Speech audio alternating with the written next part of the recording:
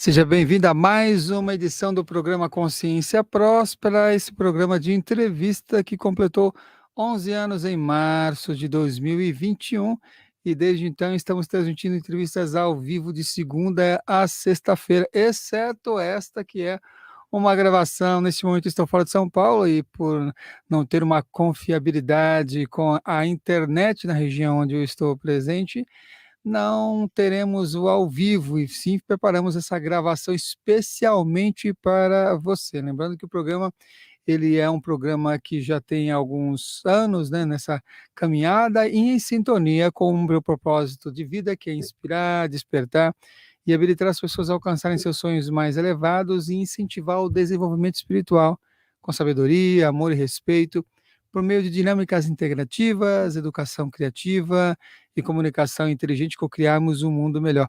E o nosso convidado já esteve presente aqui no canal, falando sobre a cabala dracônica, né? As clifas, que é o Lorde A. Bem-vindo, Lorde A.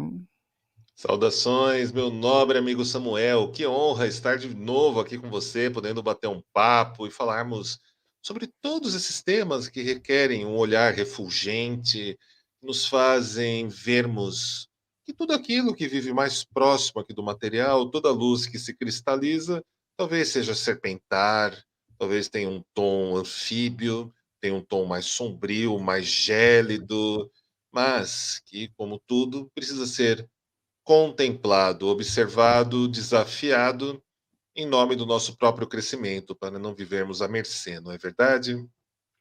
Muito bem, nós colocamos o título Mistérios Vampíricos com o Lorde A, para entrar nessas conexões, porque então vocês vão observar que muito das ideias que vocês têm sobre o chamado vampirismo e outros assuntos correlacionados podem, nessa nossa transmissão de hoje, ser desvelados aqui. Vamos começar pelo nome.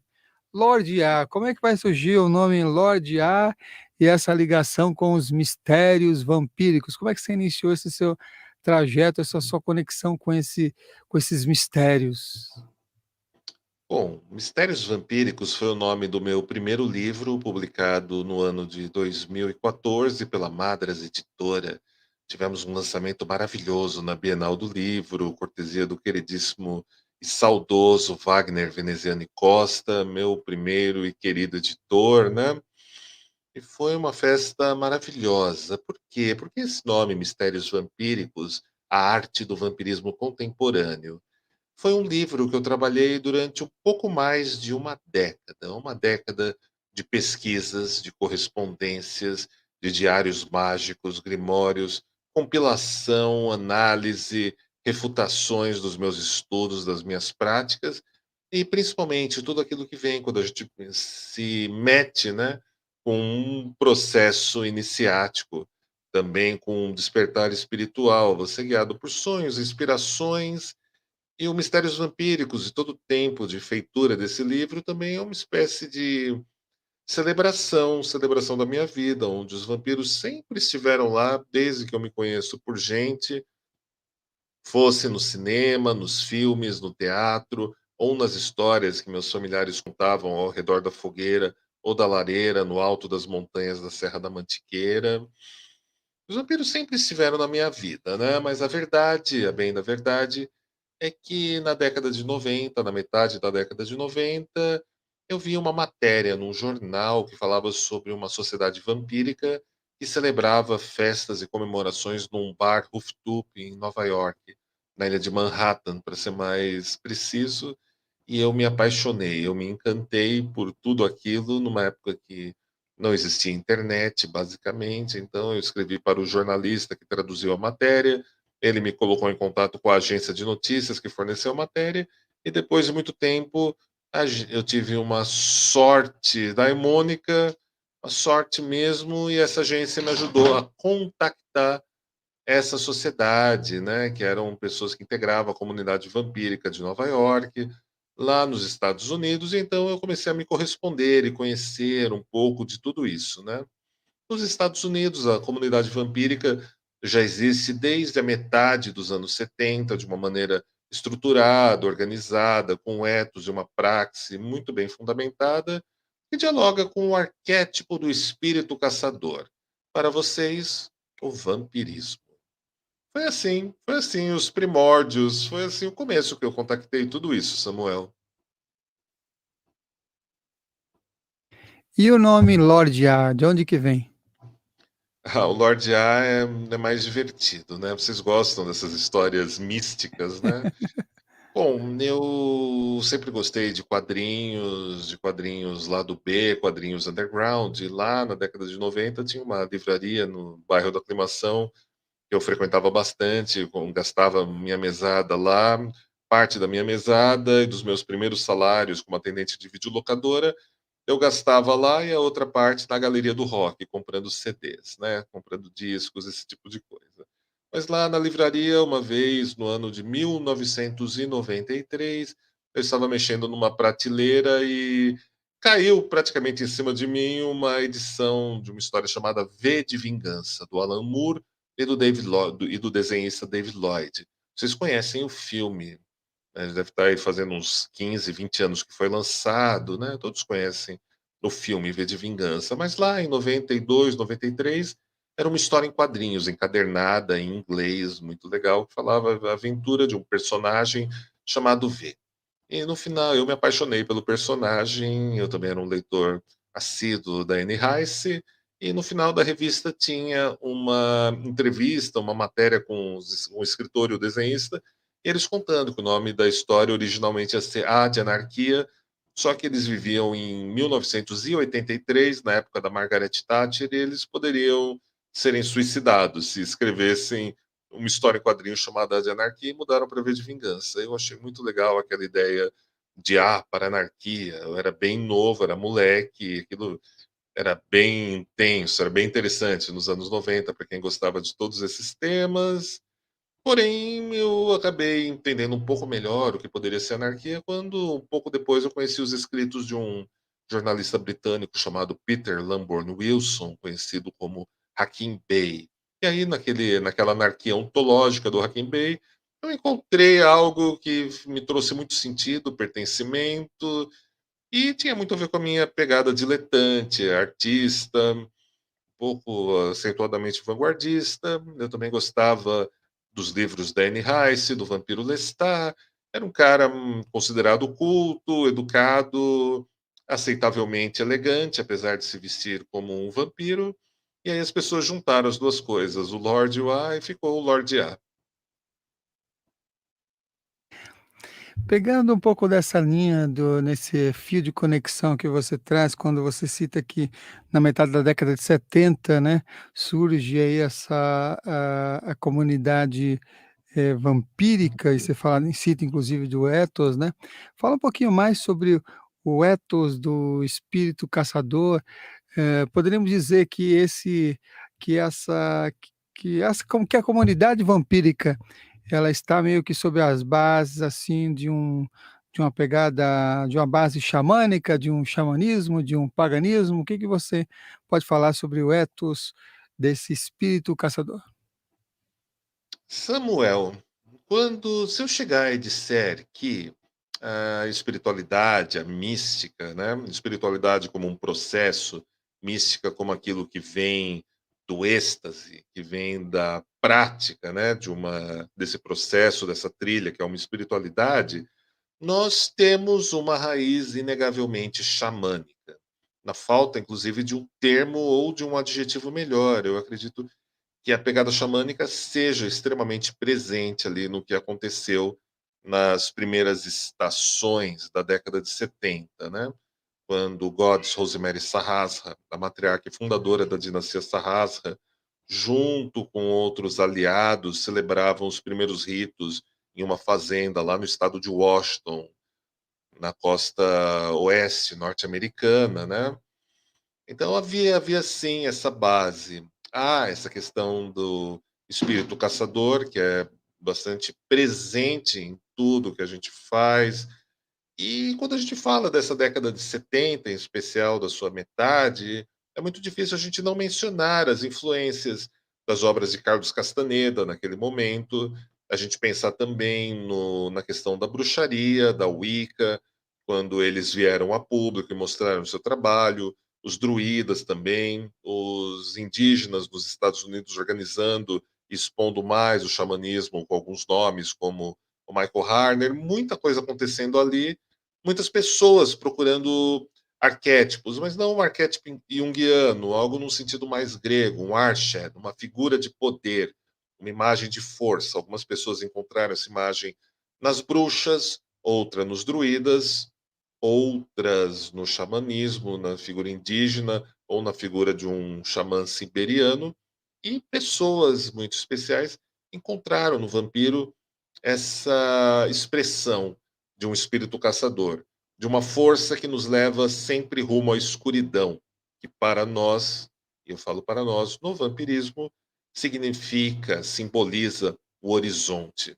Significa que quanto mais você anda em direção ao seu horizonte, ao poente, sempre você vai descobrir mais coisas, você sempre vai encontrar mais coisas e você sempre irá até onde você entende.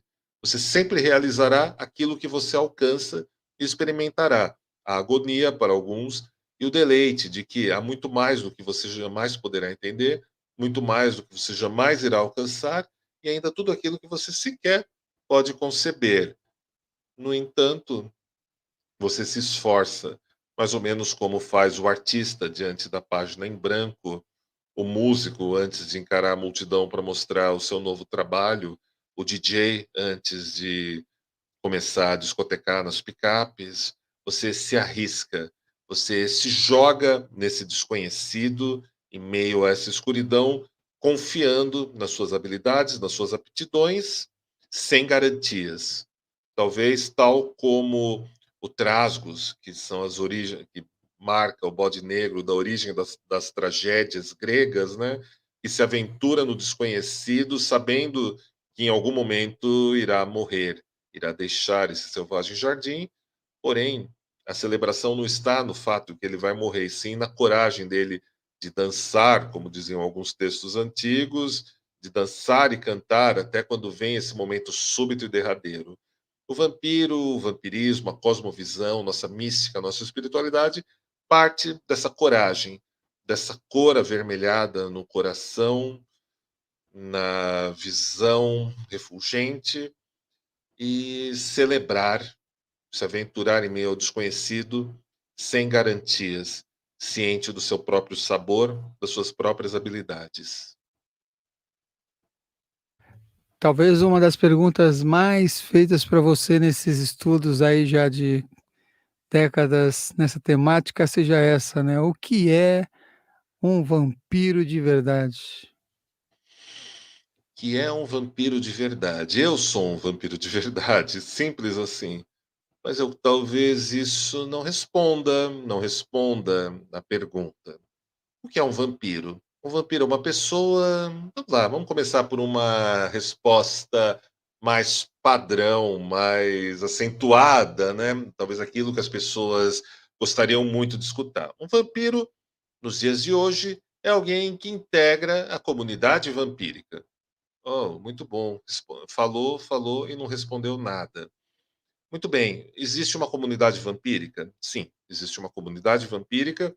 E essa comunidade é formada por vampiros e vampiras e pessoas que sentem-se afins, simpatizam com tudo isso e sequer se nomeiam como vampiros, tampouco como vampiras. É frequentada por bruxas, druidas, xamãs, góticos, góticas, hermetistas, artistas, pessoas criativas ou simplesmente pessoas que adoravam um filme ou outro, uma série, e de alguma maneira se sentem tão bem naquela atmosfera em uma mansão de 150 anos, durante um coquetel, um banquete, um jantar com apresentações maravilhosas, enquanto passeiam numa limusine negra na calada da noite ouvindo histórias assombradas em alguns lugares.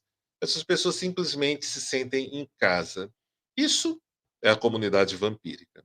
Essa comunidade se divide em dois frontes.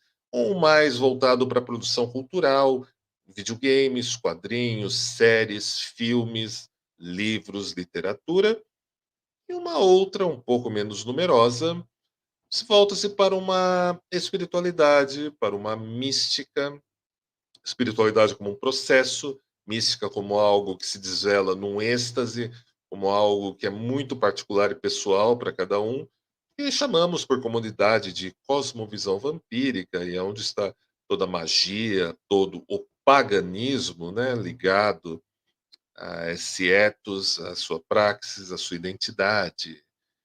E então os vampiros podem ser apenas algumas pessoas fashionistas que gostam de uma produção cultural, ou então podem ser pessoas engajadas nessa espiritualidade, nessa mística, que está aí pelo mundo de maneira mais organizada, mais pautada, há quase 5 décadas, tendo como epicentro o hemisfério norte, e há cerca de 2 décadas, já estamos praticamente em 2022, já podemos comemorar os primeiros 20 anos de atividade da comunidade vampírica no Brasil, a partir da plataforma da Rede Vamp, da Rede Vampírica, e estamos por aí. Mas, Lorde A, vampiros são parasitas, são encostos, são pessoas perturbadas e oportunistas que querem passar a rasteira em todo mundo, são pessoas que vão sugar a sua energia, que vão trazer malefícios para você. Bem, pequeno grão de mostarda ao léu do vento sideral cósmico.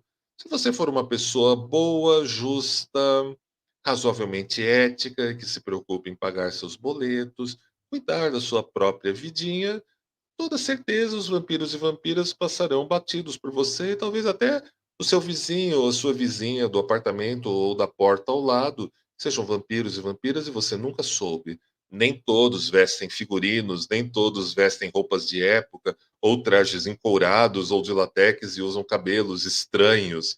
Muitos são mais discretos do que vocês jamais poderiam sonhar. Alguns trabalham e gerenciam o RH da sua multinacional, que você está aí há 15 anos.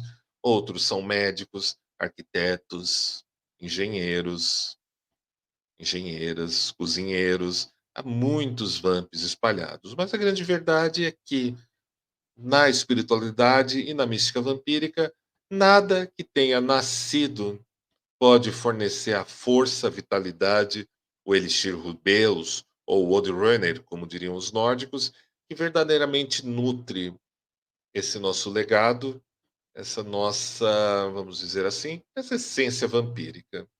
E quando eu falo essência, não vamos entrar em algo que possa ser pautado, colocado sobre regras e explanações longas, políticas e chatas.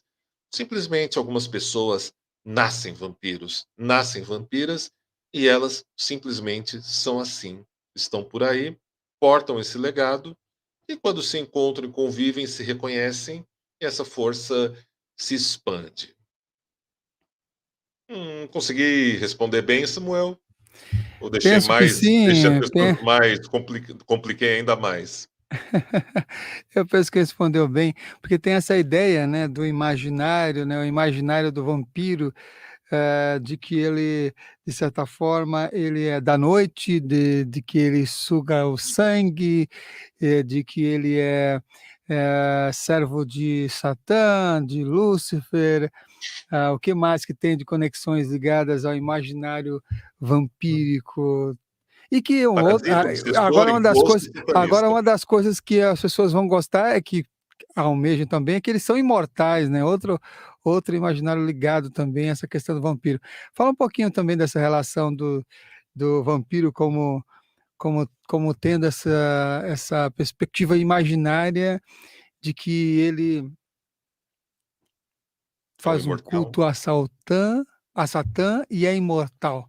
2 pontos interessantes ligados aí ao vampirismo. Uhum.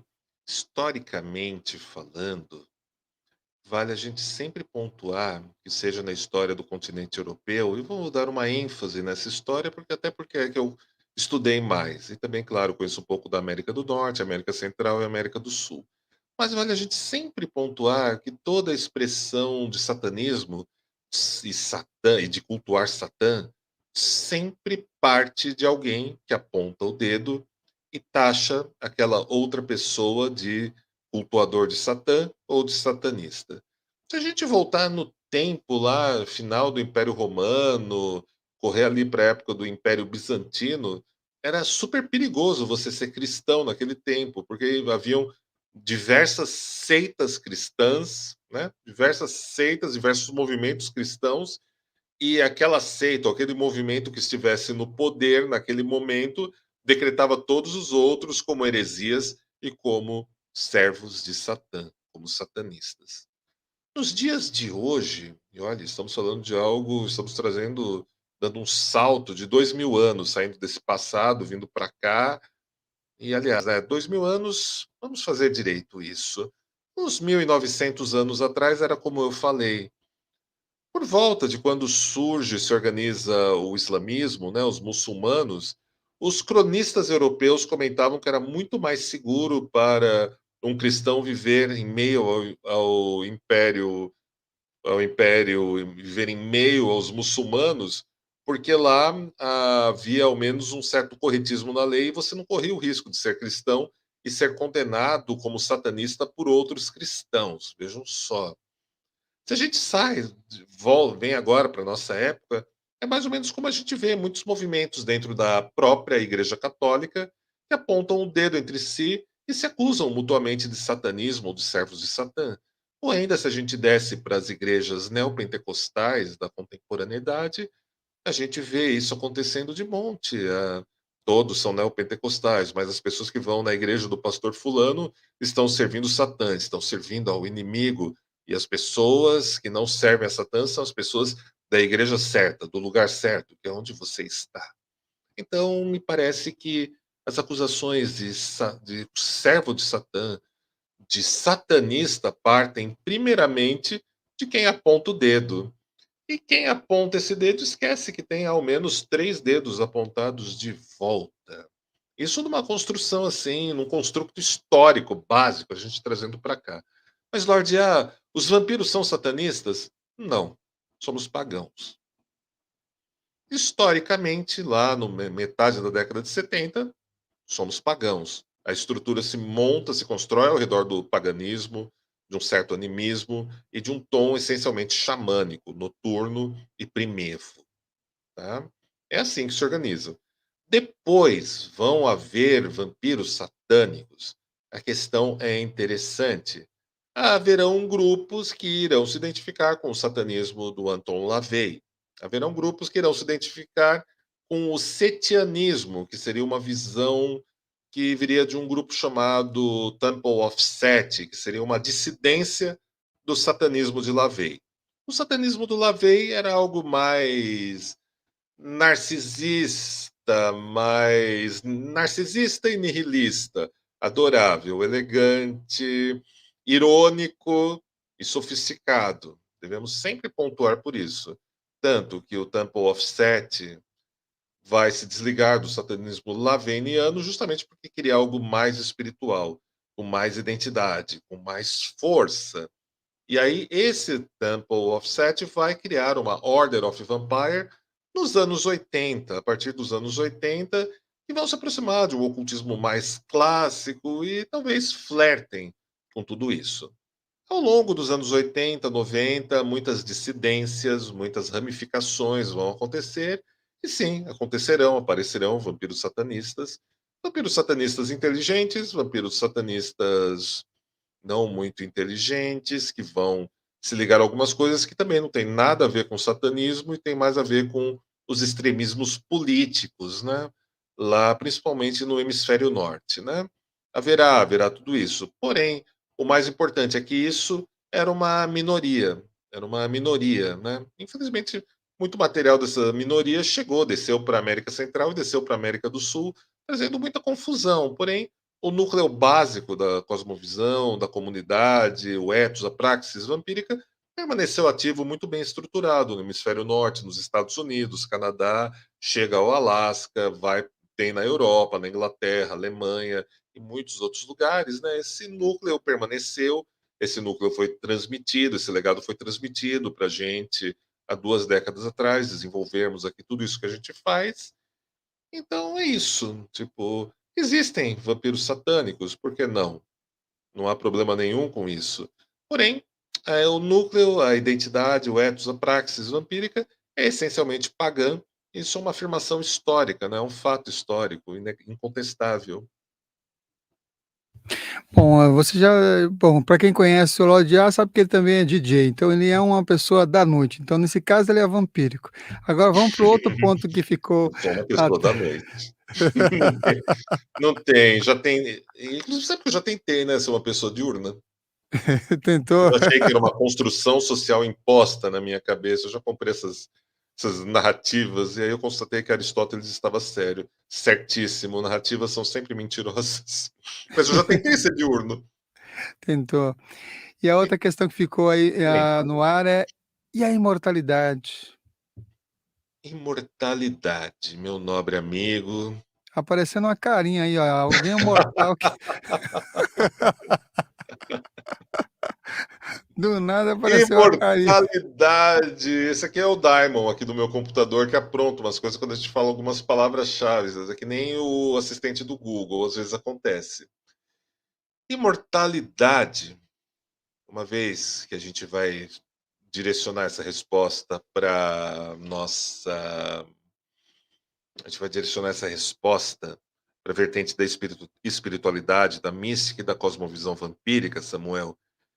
Imortalidade é algo que acontece no presente, não é uma imortalidade de um futuro hipotético. Para gente, Samuel, a imortalidade está aqui, nesse momento que estou eu e você aqui, tete a tete, olho no olho, na verdade, olho na câmera e no monitor, né? Ela está acontecendo aqui agora, quando eu falo com você. Essa imortalidade fica ainda mais interessante quando a gente pensa que isso aqui é um vídeo que vai ser jogado nas redes sociais, vai ser jogado na internet. Esse vídeo vai capturar essa fractal das nossas vozes, dos nossos olhares, da maneira como a gente está pensando, como a gente está vendo esses temas agora aqui, e vão ficar por aí reverberando, vão ficar reverberando até um pulso magnético ou uma guerra atômica, uma invasão alienígena acabar com a civilização, né?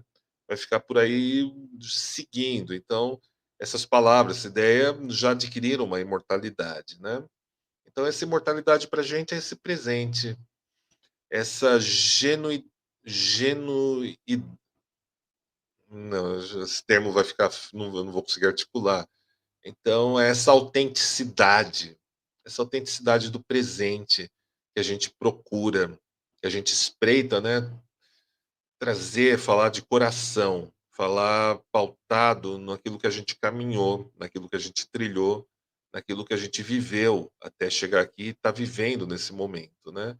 Essa é a imortalidade para os vampiros. É claro que a gente acredita que se você acumular essa força, vamos chamar uma força espiritual, só para a gente não precisar ir muito longe no assunto, a gente acredita que em um momento, quando nos desprendermos da matéria, havendo uma concentração dessa força, dessa vivência, tendemos a permanecer no, no etéreo, com mais afinco, com mais presença, e a espiritualidade vampírica não procura uma fusão com uma fonte, a gente procura algo maior, Samuel, algo mais charmoso, algo mais interessante. Algo mais charmoso e interessante, ótimo. Eu vou trazer um combo de pergunta aqui agora. Primeiro, como é que você recebeu o título de rei, né? Como é que você recebeu rei e qual a sua importância dentro da comunidade vampírica? E também qual é a função de um rei dentro da comunidade vampírica? O que que ele faz? O que que assegura que ele exerce essa função? Como é que é passado em termos de legado, nomeado de um para o outro? Essas coisas todas ligadas a uma função de rei. E conta a sua história, que eu sei que me parece ser bem emocionante, né? É uma história, né? É uma história e tanto, né? Quando a gente para, pensa, assim, a gente lembra, né? Ou vê as pessoas contarem, a história ganha um peso, ganha uma proporção que é difícil não se apaixonar por essa história. Ao mesmo tempo, é preciso se desapaixonar, ser um pouco estoico, né? E não tomar essa história como ela é contada e como ela é mostrada, né? Para a gente poder se manter firmes no presente, né? A gente não escorregar e cair na presunção e na híbris. Bom, para haver um rei, é preciso haver uma hierarquia. Se há uma hierarquia, vão haver ordalhas, vão haver estudos. Mas antes de tudo isso, haverá uma estrutura. As pessoas chamam isso em outros grupos de sociedades discretas, escolas de filosofia, por que não? Escolas iniciáticas. O xamanismo também tem os seus termos para tudo isso. Então, se você é rei, é porque você está em uma, no caso, em uma sociedade, em uma dinastia. Eu tenho a sorte e o privilégio de ter sido acolhido pela dinastia Sarrasra, fundada pela Goddess Rosemary Sarrasra, lá na metade da década de 70, e ainda mais tive o privilégio de poder chamar Rosemary de minha mãe espiritual, My Dark Mother, in English, e ser filho espiritual dela, poder aprender os costumes, as tradições, o ethos, a praxis diretamente dela. E é um privilégio, é um verdadeiro presente, só posso dizer que é uma sorte, foi abençoado pela boa fortuna, né, de ter esse privilégio. Ao mesmo tempo, né, as coisas não são apenas o que a fortuna traz. É necessário também a virtus, que é você estudar, praticar, se desenvolver, trazer realizações, né? E isso desde o ano da minha iniciação na Sahasra, em 2006, até agora, 2022, eu tive uma vida com muitas realizações. Claro, tive muitos burros em pontas de faca, não faltaram punhaladas pelas costas, estacas também, já que estamos falando de vampiros, mas ao mesmo tempo eu fui alguém que escolheu ir para a linha de frente, né? A história, sem muito glamour, é que desde a década de 90 eu estive envolvido com essa espiritualidade, com essa mística, principalmente com as pessoas do hemisfério norte. Em 2003, enfrentei uma situação difícil, uma experiência de quase morte, da qual eu não falo não publicamente. E foi o momento que eu decidi, eu taquei um foda-se na minha vida. Até aquele momento, tudo isso era algo que eu escondia do mundo, eu guardava só para mim, não comentava nem com as pessoas mais próximas, namoradas, amigos, amigas. Era uma prática minha, fazer isso sozinho quando todo mundo estava dormindo. Mantinha as coisas da maneira mais discreta possível, porque eu vi o que acontecia ao meu redor, né? Eu vi o que a falta de fundamentação, as pessoas que falavam que eram vampiros e vampiras do Brasil de garganta, com seus perfis fakes, com a sua necessidade de chamar atenção para os seus fakes e só publicarem asneira nas redes sociais. Nem tinha rede social, na internet mesmo naquele momento. Depois isso migrou para as redes sociais, foi uma desgraceira, mas enfim, tipo, era algo então que eu me preservava. Mas depois de passar por aquela situação de quase morte, eu taquei um verdadeiro foda-se, não, que se dane. De agora em diante eu vou assumir mesmo que eu sou publicamente. Nos Estados Unidos se dá o nome, se dá a expressão sair do caixão, né? Sair do caixão, tipo, assumir publicamente. Comecei a traduzir alguns trechos de livros que eram muito importantes, capítulos de algumas publicações, de alguns livros, de algumas apostilas que eram de conhecimento público, né? E oferecer na internet, nos meus blogs, nos sites, nas colaborações que eu tinha. Aconteceu que o jornalista Roberto Cabrini adorou ver tudo isso e me chamou para uma entrevista. E quando eu vi, minha história estava sendo contada no Jornal da Noite para todo o Brasil, lá no ano de 2004, se eu não estiver errado. E aí minha vida sofreu um revés. Da noite para o dia, meus e-mails começaram a ser bombardeados e o que eu achava que ia ser algo que eu fazia para encontrar umas 5, 6 pessoas afins, ter pessoas para conversar um pouco sobre toda essa história de vampirismo no fashionismo ou na espiritualidade, na mística, ser algo pequeno para 5, 6 pessoas. De repente, quando eu vi, eu estava sendo contactado por pessoas do Amazonas, do Rio Grande do Sul, de Brasília, de muitos lugares e foi assim uma mudança radical, né? Uma mudança radical de perspectiva, de paradigma. Na mesma semana, um importante portal de notícias católicos postou minha foto, escreveu uma matéria escabrosa dizendo que as estátuas da Nossa Senhora vertiam lágrimas e sangue, porque o Lorde A era um vampiro e ela não podia aceitar que havia um vampiro no Brasil. Uma notícia que, quando eu vi, junto do meu pai, a gente leu a notícia em voz alta, os dois juntos, e morremos e rimos pra caramba e pensamos: nossa, o jornalista que escreveu esse negócio deve ser, no mínimo, doente, o cara que escreveu essa atrocidade. Porque num país como o Brasil, com a política brasileira que já era ruim lá em 2004, para vocês terem ideia, como alguém pode escrever tanta asneira, com tanto crime, com tanto acidente de trânsito, com um planeta Terra acontecendo tanta coisa, a Nossa Senhora pede para suas estátuas, faz as suas estátuas verterem sangue por minha causa. Eu também fui perseguido por uma igreja, uma denominação neopentecostal brasileira, com direito ao grupo de jovens, o pastor deles me abordarem no portão da minha casa, e eu quase ter um atracamento físico, quase ter que sair na mão para botar os caras para correr e não se meterem mais comigo. Foi uma situação bem difícil de lidar. E ao mesmo tempo eu conheci pessoas maravilhosas aqui no Brasil, na Argentina, no Chile, na Venezuela, em Portugal, que gostavam daquilo que eu estava compartilhando, e foram as pessoas que me deram muita força, me deram energia para iniciar um Círculo Strigoi, que é uma sociedade discreta fundada por mim no ano seguinte, 2006, para poder compartilhar com mais estrutura toda essa parte da espiritualidade, da mística vampírica, seus vínculos com o paganismo, com o ocultismo.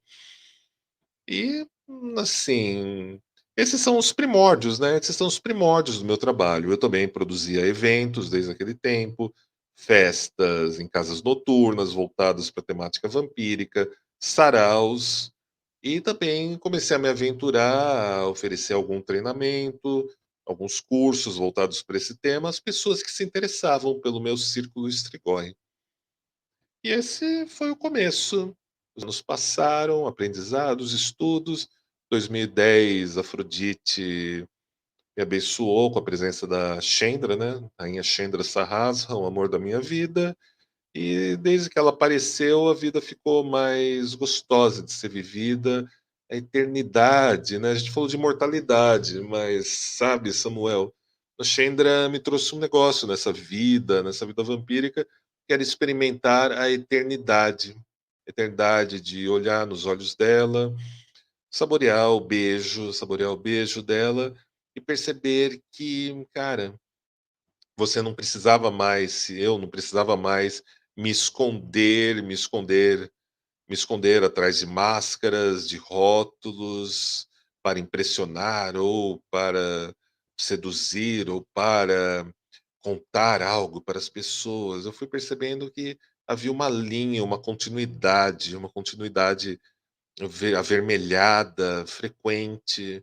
Talvez os hindus, o Varma Marg, no caminho da mão esquerda dos hindus, sejam até muito mais precisos nos seus milhares de anos de história para descreverem a força, essa força avermelhada feminina que vai preenchendo a nossa vida e oferece essa, não é uma paz de espírito, mas oferece essa experiência de eternidade, de continuidade em todos os seus atos, em todas as suas realizações, e traz uma prosperidade assim fantástica para tudo que a gente faz. E desde então a gente veio juntos, sonhando com eventos, com encontros, com rituais, com apresentações que a gente sempre quis realizar, que a gente sempre teve vontade de fazer. E, para nossa sorte, pessoas maravilhosas, uma comunidade foi se formando ao nosso redor, que também tinham sonhos, impressões, ideias convergentes e que tornavam reais, tornavam as casas para acontecer esses eventos reais. Uma limusine negra para nos levar para passearmos e contarmos histórias assombradas era algo real, já era uma lembrança, um evento que acontecia. Uma lindíssima mansão com 150 anos, uma revista, livros, um álbum musical, como a gente gravou recentemente, junto com o músico Fábio Rato, aqui na Inglaterra, e principalmente a quantidade dessas vidas que tocaram as nossas, trouxeram suas histórias, suas experiências, suas transformações. E, cara, eu acho que eu até me perdi um pouco aqui, né, falando sobre tudo isso. Mas é um pouco essa somatória de camadas, de sabores, de tons de vozes, essa experiência de continuidade que tem muito a ver com a Uhum. nossa espiritualidade, com a nossa mística. E você não chegou no ponto de como é que você foi se tornar rei dessa Eu, dinastia? bem, com tudo isso que eu te contei, eu devo fazer um pareamento e dizer que enquanto tudo isso ia acontecendo, eu tinha meus estudos, minhas ordalhas, meus relatórios, minhas monografias e principalmente as ordalhas mágicas que eram propostas, né, pela nossa matriarca. E aos poucos você enfrentava essas ordalhas, principalmente nos sonhos lúcidos, nos símbolos, nos oráculos que se mostravam nesses sonhos lúcidos e que você encontrava pessoas e situações que você precisava resolver bem aqui, nesse lado do véu. Situações de vida, histórias passadas, fragmentos da sua alma que se perdiam através do tempo e você tinha tendo que reunir tudo isso. O que aconteceu é que você vai galgando títulos, você vai galgando cargos e responsabilidades dentro da dinastia Sarrasca. Não se enganem, no Círculo Strigoi não é muito diferente, mudam apenas os nomes. Então, primeiramente, eu fui o Elder, eu acho que é ancião a tradução do termo no Brasil. Posteriormente, eu fui um High Elder. Depois, eu fui tornado príncipe. E assim, eu imaginava que era o cargo mais alto que eu chegaria. E aí, em 2018, eu e a Chandra fomos elevados, recebemos as investiduras do título de King Prime and Queen Prime da dinastia Sarrasca, o rei e a rainha, que é um cargo em partes político e também é uma liderança espiritual a ser exercida para toda a dinastia por um espaço de tempo, e cumprido esse espaço de tempo, passa a ser exercido para a sua sociedade, para o seu grupo e para quem busca por um rei ou por uma rainha, né? É assim que acontece. Tem suas ordalhas, tem as coisas que você precisa realizar, tem as investiduras espirituais e tem muito, muito estudo, muita coisa para escrever, muita coisa para ler, muito diário mágico e toda essa estrutura, meu nobre. Um dos pontos que você citou aí é bem interessante e aí eu quero que você traga um pouquinho na cosmovisão vampírica, né, o que seria esses mistérios do voo noturno e os primeiros passos que você indicaria para as pessoas que querem, desejam ter, sonhos lúcidos, talvez semelhantes, talvez um pouco menos intenso, como vocês tiveram, você e sua companheira, nesses momentos de ser coroados, vamos chamar assim, como reis e rei e rainha, mas quais seriam os primeiros passos para a pessoa também desenvolver esse mistério, ou essa mágica, ou essa conexão lúcida? Uhum.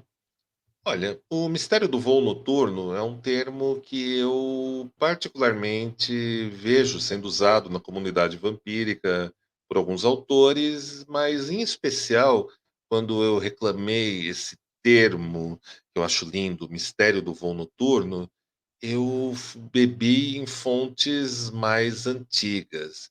Eu procurei ampliar a minha visão de significado e de sentido desse termo.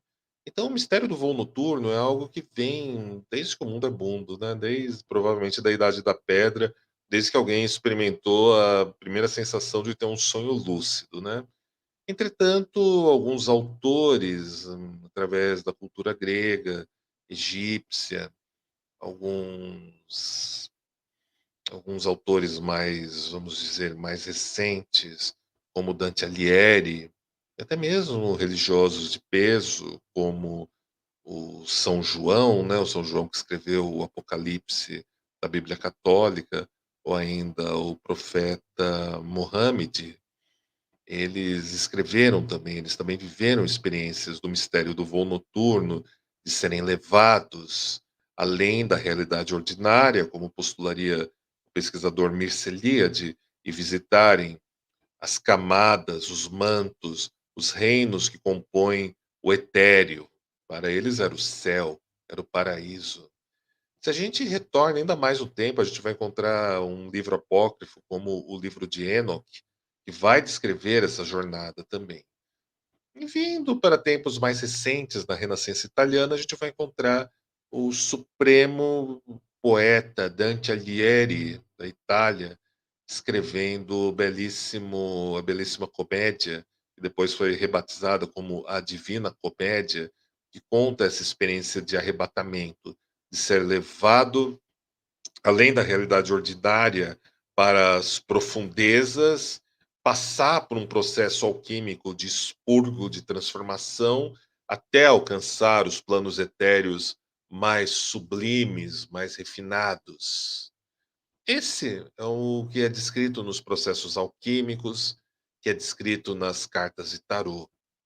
Para você que busca saber um pouco mais disso, e talvez você seja uma pessoa afim do sangue, você seja um vampiro ou uma vampira, talvez não, não precisa ser um vampiro ou vampira para experimentar o mistério do voo noturno. Mas, para todos nós, esse processo se intensifica, torna-se mais forte quando a gente passa a experimentar um pouco mais da nossa sensibilidade, principalmente passamos a ter uma experiência de arrebatamento estético diante de pinturas clássicas, principalmente dos tempos da Renascença, ou então posteriores, como o simbolismo, ou ainda o surrealismo, ou mesmo os quadros dos pré-rafaelitas, ou até mesmo pegando os arcanos maiores do seu baralho de tarô. Sim, o seu baralho de tarô. Como acontece isso? Você realiza algo que chamamos de exercícios de contemplação. Eles são diferentes do pathwork, né? Eles são diferentes da meditação, né? Também eu não vou entrar no que é um patchwork, ou no que é uma meditação. Acredito que você, que assistiu Consciência Próspera, sabe e tem aqui um arsenal, um repertório bem vasto de explanações e direções para entender melhor isso. Então, eu vou me concentrar na contemplação, que é a parte mais interessante para a gente e que tem a ver com o tal do olhar refulgente do vampiro.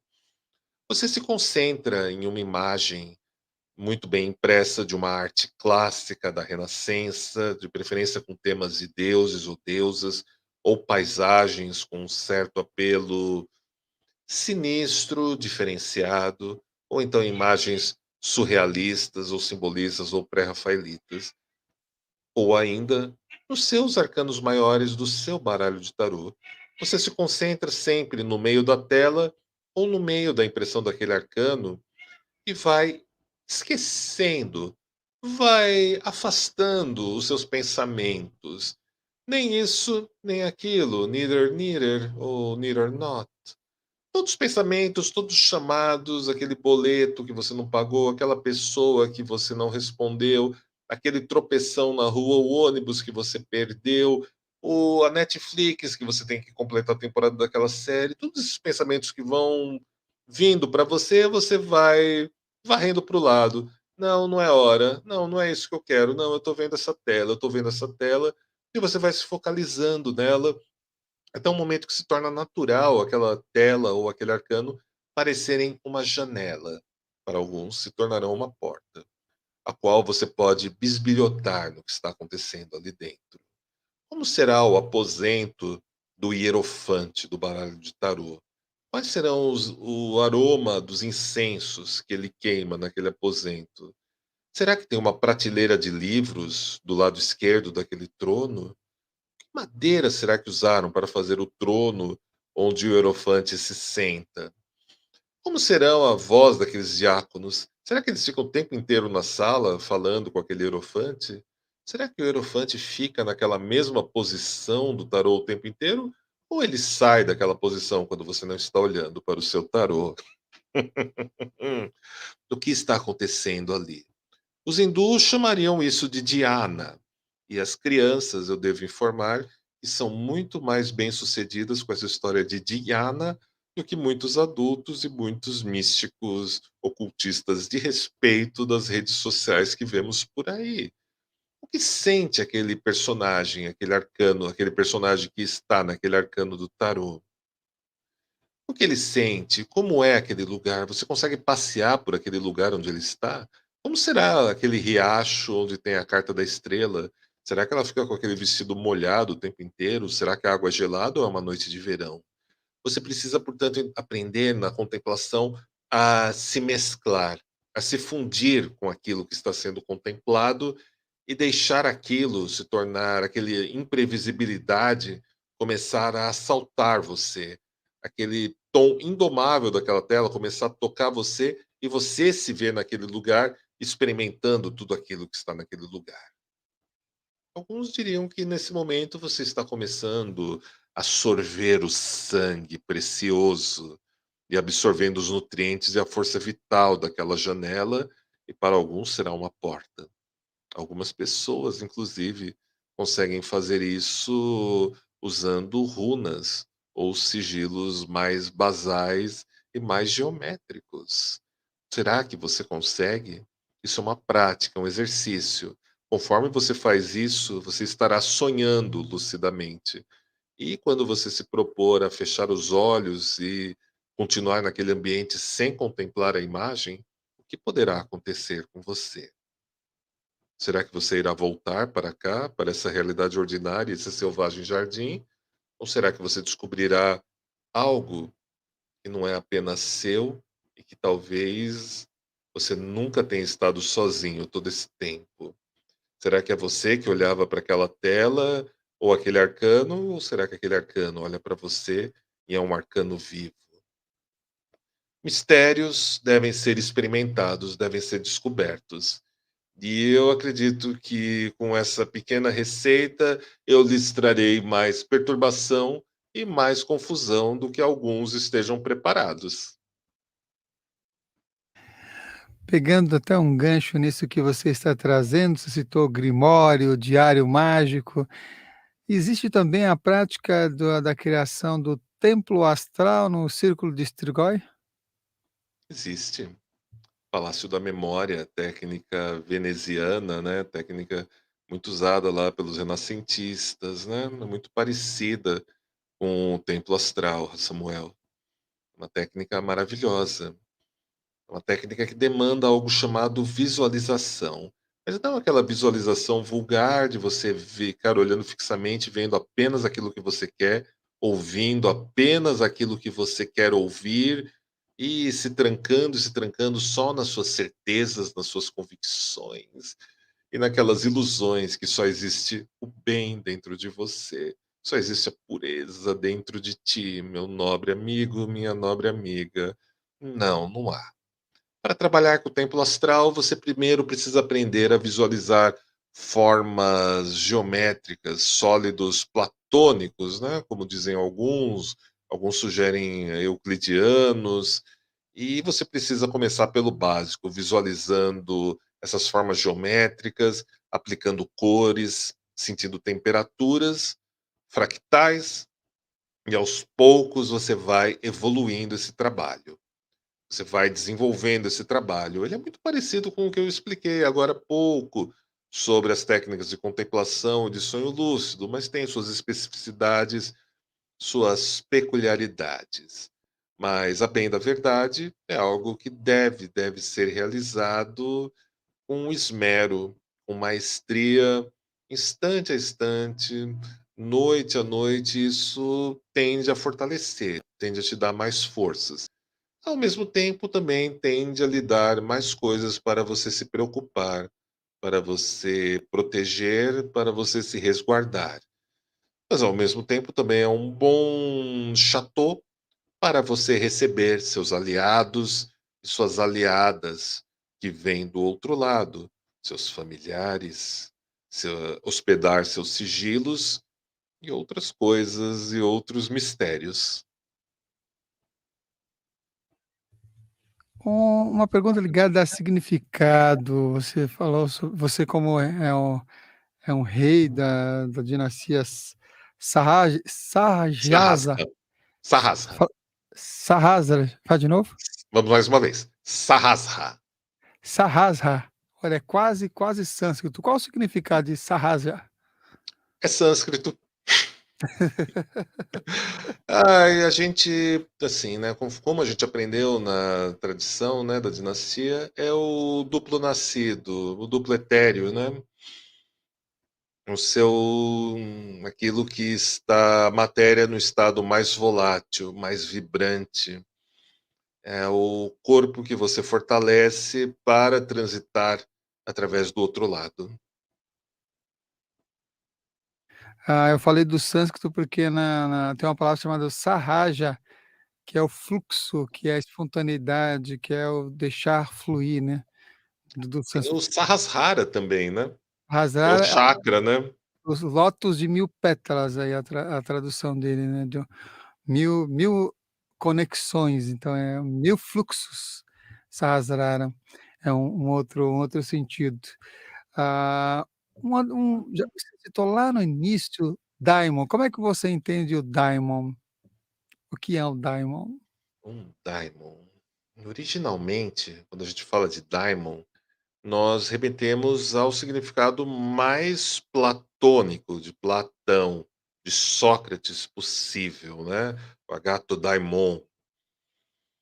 Essa força essa pulsão de Eros que vem a nós, né, que vem a nós e nos traz o nosso ser, a nossa inspiração, a nossa força, até o bom caráter, como dizem alguns cultos afro-caribenhos, né.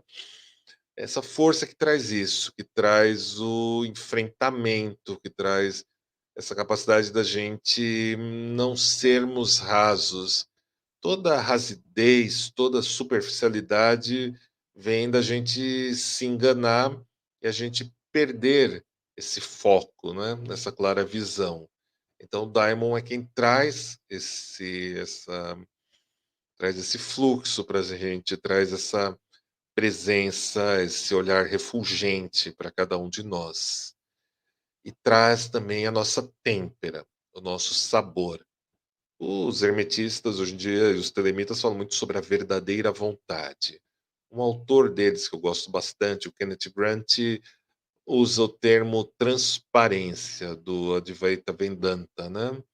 É o Daimon quem traz essa transparência para a gente. A gente vê claramente o que a gente é através daquilo que a gente faz e do que a gente escolhe fazer, da nossa responsabilidade para com o nosso inconsciente e para com as respostas e o que a gente escolhe criar e realizar nesse selvagem jardim, Samuel. É assim que a gente vê. Quem foi Johannes Burels? Iranis Quem Bure. foi Johannes Burels e como é que ele se relaciona com o círculo de Strigoi? Ioannis Buriels era tema para um programa só dedicado a ele e às adurrunas dele, Samuel. Mas a gente pode adiantar um pouco. Ele foi um antiquarista, bibliotecário, tutor do rei Gustavo II, da Casa de Fossa, do Império Sueco do século XVII. Ele foi, como a gente pode dizer, um visionário, um sábio, um grande artífice. Ok, muito adjetivo, muito lustroso, muito brilhante, mas o que ele fez, afinal? Se não fosse por Ioannis Burials, nós talvez não tivéssemos as runas hoje em dia. É um pouco exagerado isso que eu falo. Então eu vou restringir esse meu comentário ao país chamado Suécia no século XVII. Ioannis Burials foi quem resgatou, ou ao menos tentou resgatar os significados, as lendas, as histórias, a força das runas, as suas correspondências, o seu speculum coelestis nas ervas, nas pedras, no relevo, e claro, sua associação aos mitos de Thor, Odin e Freya. Porém, ele era alguém sujeito às limitações da sua época. Porém, o cara foi um polímata do calibre de um Johnny Dee da Inglaterra, do calibre, quase do calibre de outros gênios que já visitaram a humanidade, como Leonardo da Vinci, e ele codificou as chamadas Adul-runas. O prefixo Adul quer dizer nobre, runas quer dizer sussurro, ou ainda aquilo que você recebe, e ele estabeleceu um diálogo das Adul-runas, das runas, da sabedoria do Mar Báltico, da sabedoria dos povos nórdicos. Ele estabeleceu um diálogo com o hermetismo, um hermetismo continental, que estava ali pela Europa do 16, do 17, era bastante era um tema bastante frequente. É ele quem estabelece esse diálogo. Ele é considerado um pré-Rosa Cruz. Ele se correspondia com Jacob Boehme e muitos, Paracelso e muitos outros, tendo uma convergência de visões, de ideias e uma troca bastante elogiosa de mensagens entre esses sábios, e algumas autoras, como a Susan Ackerman, apontam ele como talvez uma das raízes do movimento Rosa Cruz, né? Que vai acontecer algum tempo depois da morte dele lá na Europa. As adurunas são, portanto, não são tanto usadas para uma prática oracular, como as pessoas fazem. Elas são usadas como selos, como sigilos mágicos que conectam o operador, o xamã, se você preferir, a acessar os reinos que estão guardados adiante dessas runas. E toda a prática com as runas, a maior parte dela é feita através do sonho lúcido e dos exercícios de contemplação. E elas vão ser a base da feitiçaria na Suécia, vão influenciar muitos autores, não só da Suécia, como também na Inglaterra e muitos outros lugares. Um dos principais nomes no estudo das Adorunas nos dias de hoje são o doutor Stephen Flower, lá no Texas, nos Estados Unidos, e lá na Suécia a gente tem, apontado pelo próprio doutor Stephen Flowers, a gente tem o doutor Thomas Carlson, da Universidade de Estocolmo, que é o grande conhecedor desse tema, né? Eu me correspondo, tenho uma amizade com o doutor Thomas Carlson já há muitos anos, né? Onde as adurunas entraram na minha vida na primeira década ainda do século XXI, graças ao trabalho, ao álbum de uma banda sueca chamada Therion, de metal sinfônico. Fizeram um álbum chamado Gothic Kabbalah, dedicado ao universo de Oranis Burials e das Adurunas, e foi eu recebi esse álbum, eu escutei esse álbum, me apaixonei por aquela temática, e foi a primeira vez na minha vida que as runas realmente me puxaram, me chamaram a atenção, e aí eu queria saber mais de tudo aquilo. Me levou ao Dr. Thomas Carlson, e é um processo também de sonho lúcido, de prática mágica, seguindo as indicações dadas por ele nos livros dele, pelo Dr. Stephen Flowers nas obras respectivamente dele, e me levaram para uma jornada de sonhos lúcidos e um diário de sonhos que eu trabalhei desde 2007 até o ano passado, que esse diário de sonho eu criei artes muito legais, ilustrações muito profundas dentro da temática das adurunas, e eu fui convidado no ano passado pelo Dr. Thomas Carlson e pela editorial Manos Sinistras do Peru a incluir essas ilustrações na edição mais recente da obra A do Runa e o Tark, do professor Thomas Carlson, que foi publicada lá no Peru e atualmente é comercializada na Espanha e mais alguns outros países. Bastante conteúdo e bastante informação. Estou pensando na próxima edição a gente faz alguma coisa relacionada a isso no outro programa, no programa xamânico, para trazer essas informações específicas do Adrunas. Ah, Ah, vai ser uma jornada boa. com essa Elas jornada boa aí, tá nós, vai, hein? me Lá a gente, trouxeram muita coisa boa. lá a gente vai ter um tempo mais limitado, porque lá nós só temos 1 hora de programa, mas a gente pode tentar fazer uma síntese aí. Quem quiser depois aprofundar, entre em contato com o Lorde, assim, que é algo bem interessante. Teve um momento que se citou sobre essa, até no templo astral, de levar os familiares, levar os sigilos. Como é que na comunidade vampírica ou no círculo de Strigoi, se trabalha os deuses, ou as divindades, ou as forças aliadas, e quais são os patronos dessa sociedade discreta da qual você coordena? Uhum. Bom, posso falar do Círculo Strigoi. Nós temos como patronos Hades e Perséfone, do mar Egeu, né? Acho que não preciso apresentá-los. São deidades poderosas que tutoram, amparam e sustentam nossa espiritualidade, nossa mística e, por que não dizer, nosso trabalho mágico. que potencializam as aptidões e ajudam cada estrigói a enxergar tudo aquilo que ele carrega com mais lucidez, com mais altivez.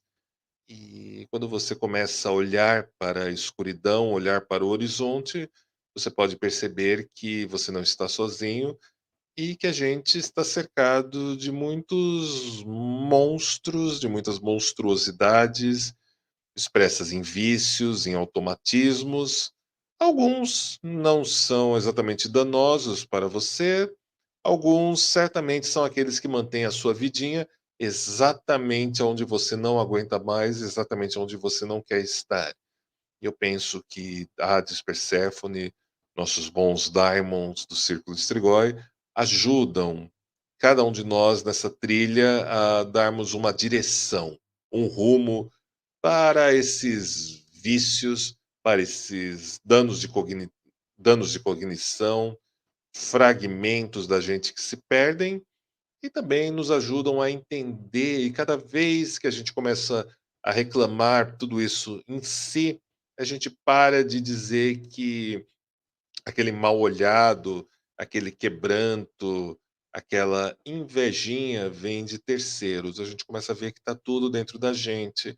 A gente é insuficiente e somos todos nós, né? Somos insuficientes em alguma maneira, em algum grau, e a gente precisa perceber essa insuficiência, perceber essa sede, percebermos essa fome e fazermos algo a respeito dela, nutrir o que é necessário nutrir, aproximar o que for preciso e afastar, banir aquilo que não é mais, aquilo que não tem mais lugar na sua vida. E claro, também aprender a filtrar muita coisa que está na gente para obtermos nutrientes, algo que possa nos fazer algum bem e não que seja algo corrosivo, que fique consumindo ou minando as nossas capacidades. Então, dos deuses, as deusas, seus mitos, suas histórias, suas lições estão aí para nos trazer esse saber fazer, essa força de atuação, de intervenção quando necessário para a gente, Samuel.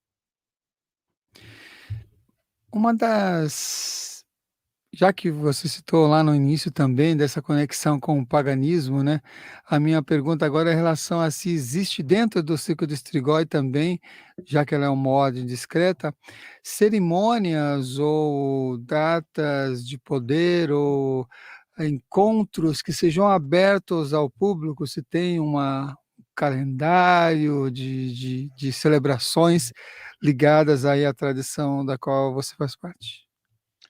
Olha, a gente tem. Antes, no pré-pandêmico, a gente sempre teve um evento anual da gente, voltado para a espiritualidade, para a cosmovisão, que é o Rito Aberto Amor, Honra, Caráter e Fogo Estelar, que acontece na Convenção de Bruxas e Magos de Paranapiacaba, da nossa querida, estimada amiga, a Tânia Gori, da Casa de Bruxa. A gente está com a Tânia desde 2005 ou 2006, né? E esse rito da gente no sábado à noite sempre foi um ponto convergente para vampiros, vampiras, buscadores, pessoas que queriam ter um contato mais próximo com tudo isso que a gente faz, pessoas de outras fés, de outras religiões, de outras espiritualidades, poderem ter uma experiência, um ser que viram, uma experiência prática do que acontece ali e terem, quem sabe, enriquecerem o seu repertório, os seus marcadores, as suas variáveis sobre o que é o vampirismo. Então, esse sempre foi o nosso evento de espiritualidade mais aberto. Além disso, o Círculo Strigoi, a rede vampírica, sempre manteve um diálogo aberto com grupos pautados na focalização, desenvolvimento e ramificação do conhecimento, tais como universidades, grupos de estudos, casas de estudo, conferências e palestras e mostras culturais das mais diversas, né? Nós nunca escondemos aquilo que fazemos, mas talvez a receita e o núcleo daquilo que fazemos não tem como ser mostrado, e mesmo que mostrássemos, aqueles que não passaram por um treinamento ou não carregam a afinidade, o sangue, dificilmente entenderiam o que estaria ali acontecendo. Então a gente mantém esse diálogo. Eu tenho alguns livros que são livros considerados da órbita aberta, da cosmovisão, da espiritualidade vampírica. São eles o Mistérios Vampíricos, Arte do Vampirismo Contemporâneo, pela Madras Editora, lançado em 2014. Tenho Deus é um Dragão, publicado pela Penumbra Livros em 2019. Tem o álbum Despertar Vamp, também de 2019, pelo selo da Rede Vamp. Mais recentemente eu publiquei o Sob Tuas Asas, Mística Vampírica para Adultos, no formato de e-book. Tem a primeira edição da Strigoi, a revista da Rede Vampírica, que traz bastante conteúdo focalizado para o fashionismo e também para a espiritualidade vampírica. E, claro, a pesquisa histórica de tudo isso que a gente fala. Eu tenho também livros fechados, que são para os estudantes e os membros do Círculo Strigoi, como a série Codex Strigoi, que foi traduzida para o inglês também, né? Para a gente chegar em outros países e atender às demandas e buscas de outros integrantes em outros continentes. É uma série que compila a primeira década de atividades do Círculo Strigoi e traz tudo aquilo que um vampiro, uma vampira precisa saber sobre o ethos, a praxis vampírica, vivenciado, escrito com DNA, com origem, com bibliografia e com principalmente um ponto de origem, que é nutrido, sustentado pelo legado da própria dinastia Sarrasra, né? Então é uma obra bem interessante para os membros, né, desse círculo. E ademais a gente tem eventos voltados para a arte, para a cultura, como nossas festas, que são focalizadas no entretenimento, na diversão, na boa música, nas mostras cinematográficas, saraus, passeios culturais e muitas outras coisas. Eu vou parafrasear aí o título de um dos seus livros e vou acrescentar uma pergunta a mais ali. Parafraseando um dos livros, Deus é um dragão? E aí já vem acompanhado de uma interrogação. E qual é o significado do Ouroboros? Uhum. Samuel. Deus é um dragão. Eu faço aqui uma pegadinha, né? Uma pegadinha bem interessante. Tudo e qualquer coisa que pudermos falar, ou atribuirmos, ou apontarmos, ou dizermos que é Deus, não é Deus. Simples assim. Simples e direto assim. Deus é um dragão? Bom, para quem aprecia a Cabala, né?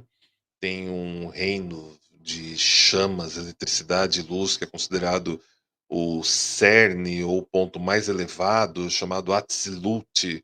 É um lugar de fogo, relâmpagos, tons cristalinos em constante movimento. Uau! Me parece a descrição do próprio inferno, com tanto fogo e com tanta luz para todo lado. E lá dizem que vive o Logos, que é o mais próximo que os humanos poderiam experimentar de Deus. Mas o Logos, bem, o Logos também é um dragão, se a gente pensar em textos herméticos, né, como o diálogo de Hermes Trismegisto e o dragão Poimandres. E, particularmente, quando a gente fala de hermetismo, esse diálogo de Hermes Trismegisto e o dragão Poimandres é um dos meus favoritos. Mas como também diz, né, o sábio pesquisador, o Cláudio Crowe, né, a deusa é o dragão, né? Não é a deusa, também poderia ser a deusa é o dragão. E aí a gente pensa em Tiamat, a gente pensa naquela força primeva, amorfa. Alguns também dizem que ela poderia ser um dragão. E até, né, os fãs daquele desenho animado Caverna do Dragão podem até insistirem nisso, né? Ela também poderia ser descrita como uma deidade draconiana, ainda mais quando ela entra em guerra contra os novos deuses da história lá deles, né? E vem acompanhada por um exército chefiado pelo poderoso Kingo e homens escorpiões, serpentes com muitas cabeças e toda uma ampla gama de deidades ali, trovejantes, furiosas e com traços draconianos. Eu gosto da imagem do dragão, gosto muito, penso que é uma imagem de poder, uma imagem que integra diversos aspectos do fogo, da água, escamas para representar a água, asas para representar o ar, fogo, garras para a terra, aquele tom reptílico de quem está na água e na terra, e no ar e no fogo, e que guarda as riquezas mais absurdas possíveis, imagináveis, toda a nossa força, toda a nossa riqueza interior, esperando ali para ser desafiado, ou ainda ali bem à mostra para te desafiar. O termo dragão, que vem de Derkain, do grego, que significa nada mais nada menos que clara visão, visão do alto, a visão sobre todas as camadas. E isso leva a gente para pensar a visão de todas as camadas. Então, seria alguém que consegue ler as diversas camadas da realidade, né? Mais ou menos como alguém que lê um texto iniciático e encontra nele lições e instruções que outras pessoas que não têm aquele preparo podem ler. O dragão era uma espécie de mestre em alguns países ali do leste europeu. Na China, ele tinha também uma história e um significado de grande poder, de grande sabedoria. Então, eu penso que Deus é um dragão, é um tema bem amplo, bem interessante, né? E provocativo. Acima de tudo, provocativo. É um termo, é um título escolhido para fazer as pessoas, para dar um enfrentamento na pessoa, seja uma reação de negação para os mais fracos e para os mais aptos encontrarem significados. Eu joguei alguns desses significados para mim, mas particularmente eu penso que quem se aventurar a ler as páginas do Deus é um Dragão vai encontrar algo muito mais rico, muito mais profundo e muito mais interessante do que o mensageiro que vos fala. Pensem na mensagem. A mensagem é muito mais interessante do que eu. Leiam Deus é um Dragão. Tinha uma E outra o parte, a Ouroboros? pergunta.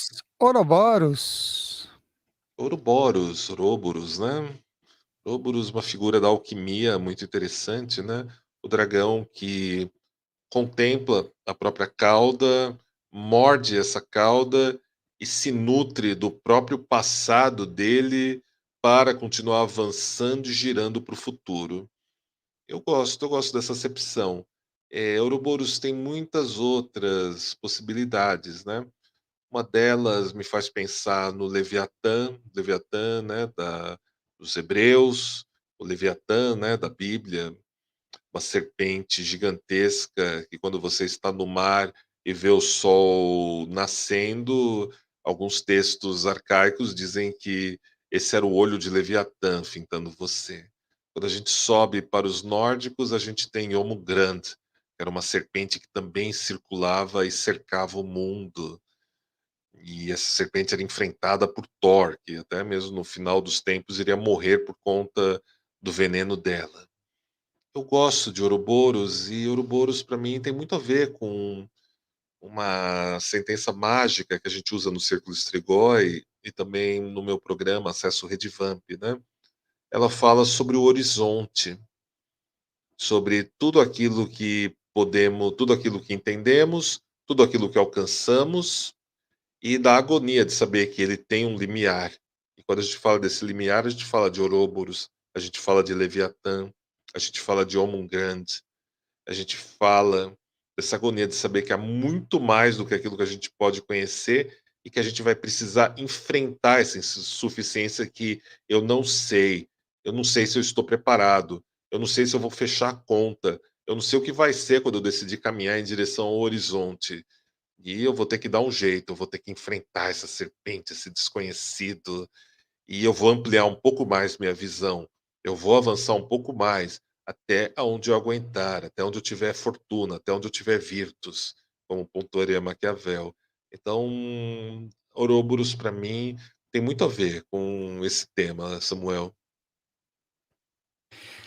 Quando você estava falando sobre os patrônomos do ciclo de Strigoi, né, você falou sobre Hades e Perséfone, e quando se associa também os vampiros, são associados a morcegos. E nessa parte de estudos mitológicos, é possível encontrar estudos que sintonizam os deuses morcegos na América do Sul, ou o foco maior seria lá na Transilvânia, como alguns, insistem em divulgar?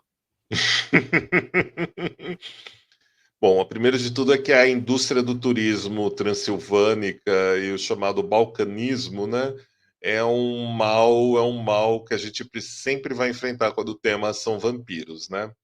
Mas, a bem da verdade, a gente deve sempre ressaltar que parte da América Central e uma parte considerável da América do Sul foi o verdadeiro lar de uma ampla e vasta gama de tipagens de morcegos, né? Desde os hematófagos até os frugívoros e até aqueles que só devoram insetos.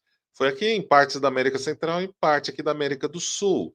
A gente também deve pontuar com firmeza algo que as pessoas não mencionam ou mencionam de maneira muito em passant quando fazem, que em Chavindiruantar, no Peru, nós temos exemplares de deuses murciélagos.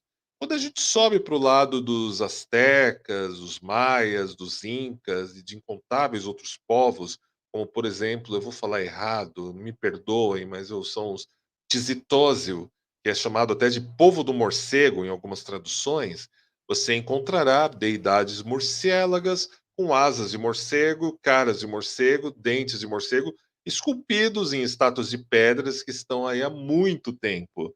A gente vai encontrar o Camazotes, né, ou simplesmente Zotes ali naquela região também. A gente vai descer aqui na América do Sul e na contemporaneidade a gente vai encontrar o Exu Morcego da Umbanda e também da Quimbanda, como descreve a pesquisadora carioca Shirley Massapusti e o pesquisador norueguês que radicado aqui no Brasil, o Nicolás de Matos Frisvold, nos seus estudos, nos seus livros. Então, o morcego é uma deidade que tem muito espaço, sim, na cosmovisão vampírica.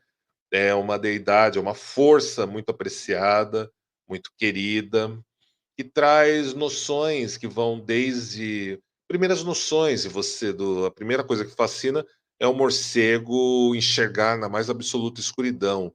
Hoje em dia a gente sabe que é por conta do sonar deles, mas no passado, no imaginário, eles simplesmente sabiam onde estavam as coisas, voava na absoluta escuridão até o seu alvo, fazia o que tinha que fazer. A gente pode traduzir isso na intuição, na contemplação, no olhar refulgente que enxerga além da matéria, enxerga o âmago, o cerne das pessoas, escuta com o coração aquilo que as pessoas não verbalizam, além das suas, não deixam cruzarem o limiar dos seus lábios. Então, o morcego tem essa característica de mexer muito com tudo isso. Para os havaianos, o morcego é um totem da justiça, né, mais ou menos como é um Batman, né, na cultura pop, para algumas tribos de lá, para alguns agrupamentos. E a gente vai encontrando manifestações do morcego por toda em várias culturas. Na África, tem alguma menção bem vaga em uma ilha britânica também, né, tem uma vaga, tudo isso, mas é uma menção muito vaga, quase chutada, mas há exemplares de uma estátua murciélaga. O grande ocultista britânico Kenneth Grant, das trilogias tifonianas, escreve nas suas obras do encontro com uma deidade morcélaga nos tempos do seu Lodge New Isis, que foi algo que foi bem marcante por ele, porque era uma entidade bastante forte, poderosa e com tentáculos e fumaça negra que saía de seu pescoço, era capaz de arrebentar com todas as demandas que jogavam contra o templo dele. Ele descreve esse belíssimo encontro com essa deidade no livro Hecat's Fountain, que é bem legal, bem interessante também, Samuel. Então, há todo esse contato com o morcego. Muito bem. Eu vou trazer aqui uma pergunta ligada a essa questão da cultura pop, também que traz isso, né, com a representação aí do Batman, mas também que na perspectiva psicológica, isso também está muito em voga, que é como lidar com as nossas sombras psíquicas, e como é que se lida com as sombras psíquicas dentro da comunidade vampírica? Uhum. Ela está lá, a sombra está lá. Bom, primeiro de tudo, né, a sombra está lá. a escuridão está lá. Porém, na escuridão só permanece ou só está aquilo que você leva com você para dentro dela. Tá bom, ficou bonito isso que eu disse. É mais ou menos assim, sabe a hora que você viveu um dia inteiro, você fez 10.000 coisas num dia, então chegou a hora de dormir, você deu aquela relaxada, tomou um banho, foi para o quarto, apagou a luz, deitou na cama, virou para o lado e agora eu vou dormir. Só que não. Começa a vir as coisas que aconteceram no seu dia. Aquele chefe que você discutiu, aquela namorada, namorado, amante que não deu certo, o seu gato que te olhou torto, o cachorro que estava meio esquisito, aquela história que aconteceu na sua quarta série no tempo da escola, o trecho daquela série da Netflix que ainda não liberou o episódio, você não sabe. E aí vão começando a orbitar muitas coisas. Todas essas coisas, elas têm algo que organizam ela. A sombra, sem sombra de dúvida, é a substância. É a substância que esse algo utiliza para cristalizar essas formas e te apurrinhar de alguma maneira, regurgitar tudo isso em você, tudo isso que você não aceita. E a melhor maneira de lidar com as sombras é a gente olhar, fazer um paralelo. Os apreciadores de Carl Jung que me perdoem por esse paralelo, porém eu penso que é muito mais interessante a gente olhar para o Santo Agostinho e outros filósofos, e é curioso, um vampiro falando sobre filósofos e filósofos essencialmente ligados ao catolicismo, né? Mas por que eu digo isso? Porque eu penso que os pecados são uma métrica maravilhosa para lidarmos com essa questão da sombra. Calma, não vamos entrar numa discussão teológica aqui, numa discussão religiosa. Vamos tomar os pecados como danos de cognição. Danos, maneiras fraturadas como você entende as coisas que acontecem na sua vida. A primeira de todas elas chama-se vaidade. Não aquela vaidade de ficar mais bonito, ficar ali na frente do espelho, até porque vampiro não reflete. Brincadeira. A gente fala da vaidade intelectual. Todo mundo acha que tá com essa bola toda, que sabe um pouco mais, que sacou uma coisa que ninguém mais sacou, e começa a acreditar muito que vive aquela vida que posta no Instagram. Só por exemplo, você também tem aquela pessoa que te odeia, você odeia aquela pessoa porque aquela pessoa é insuportável viver com aquela pessoa, só porque aquela pessoa é melhor que você em muitas coisas que você gostaria de ser bom. E diante daquela pessoa, na vida como ela é, para os outros aquela pessoa nem é tudo isso, mas para você mesmo, inclusive, você se sente insuficiente diante daquela pessoa. Então tem algo em você que quer destruir aquela pessoa, mas você só tem bem, só tem pureza. Como você pode sentir esse ódio dessa pessoa? Como é insuportável conviver com aquela pessoa se você só tem o bem em você? Então ela te provoca insuficiência. O que que é essa insuficiência?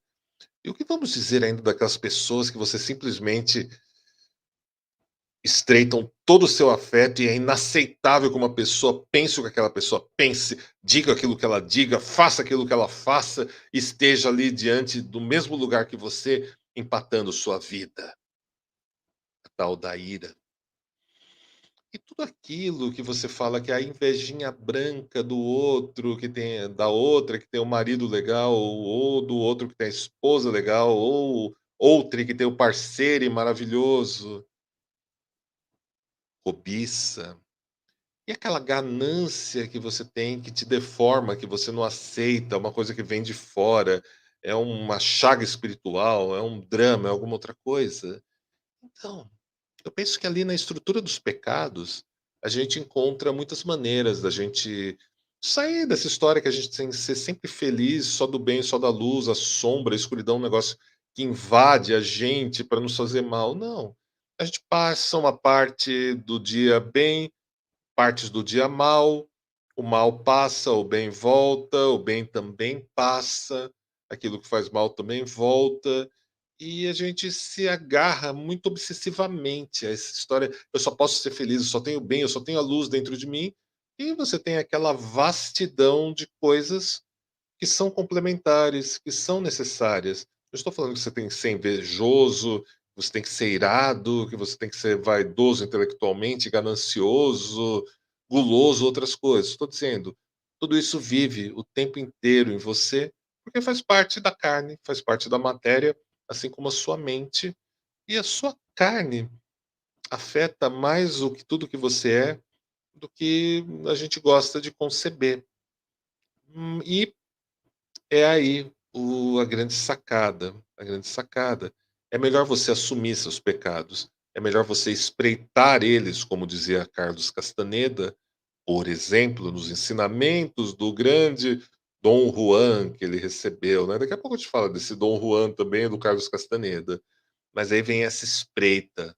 Essa espreita você sacar que você tem essas coisas. E enquanto você fica falando que você não é invejoso, que você não é ganancioso, que você não é irado, é o fulano que é, o cicrano que é, não, foi teu pai que era e passou isso para você, foi tua mãe que era, foi teu avô, tua avó, teu primo, o cara da padaria, é você começar a espreitar e perceber que, tipo, você está expressando isso, você faz isso. Não importa de onde isso vem em você, tá ali. E você talvez possa tomar e puxar as rédeas daquilo para você, começar a dar direção naquilo para não ser algo que te comanda.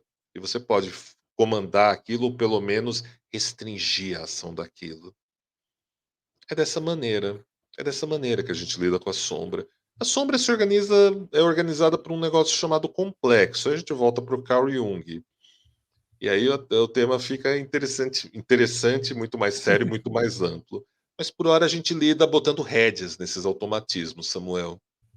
Eu vou aproveitar que você trouxe aí a Carl Jung, Carl Gustav Jung, nessa perspectiva de transmitindo informações, notadamente sobre o aspecto sombra, para uma ponta que ficou em uma das suas respostas que você trouxe lá, falando que é a diferença, e a pergunta é ligada a essa diferença que você citou lá, que é, você falou sobre o arché dos gregos e o arquétipo na visão junguiana. Qual é a diferença que você vê entre esses dois termos? Tá. Primeiro de tudo, eu devo sempre dizer que eu aprecio a obra de Jung, tá? Não posso ser considerado um grande entendedor da obra de Jung, porque isso demanda muito mais tempo do que eu tive de hábil para me dedicar. Porém, para gente na cosmovisão vampírica, para gente na magia, a gente trabalha muito com a questão do arqué, a figura de poder. Eu sei que o Jung usa a questão do arquétipo, ele articula muito bem essa questão do arquétipo dentro da obra dele, mas a figura de poder, essa imagem de poder que a gente menciona, é diferente da abordagem terapêutica do Jung, né? Para a gente clarear assim.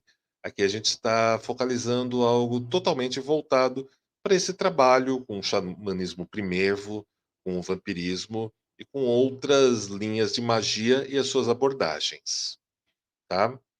A linha da terapia tem uma outra maneira de abordar essas histórias, né?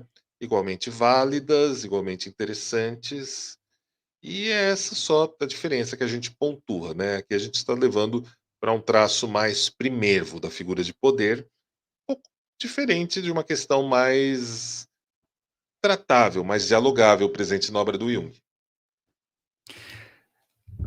Agora, mais pela percepção visual, qual é o significado do Enk? Do Anki, É, desse do Anki Ankh. aqui. Pois é, cara, o Anki é um símbolo que vem do Egito, um símbolo que conteve inúmeros significados através dos tempos, né? É um símbolo ligado a Vênus, todo o simbolismo, né, atribuído a Vênus, né? Vênus, né, Afrodite, Netizada, Cabala, Arabes, Araque, das Clifotes, e ainda mais, acima de tudo, né, todo esse universo regido por Afrodite, né, basicamente. Ele pode ser, é dito em alguns livros como a sandália do peregrino que vaga pelo outro lado, e o que também pode ser uma maneira educada de dizermos sobre o reflexo de Vênus nas águas do luar e como o luar espelha essa energia para a gente, né? Essa energia esverdeada, essa força.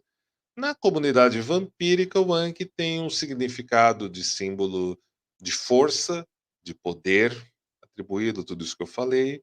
Ele também representa a árvore da vida, ou ainda a árvore do conhecimento.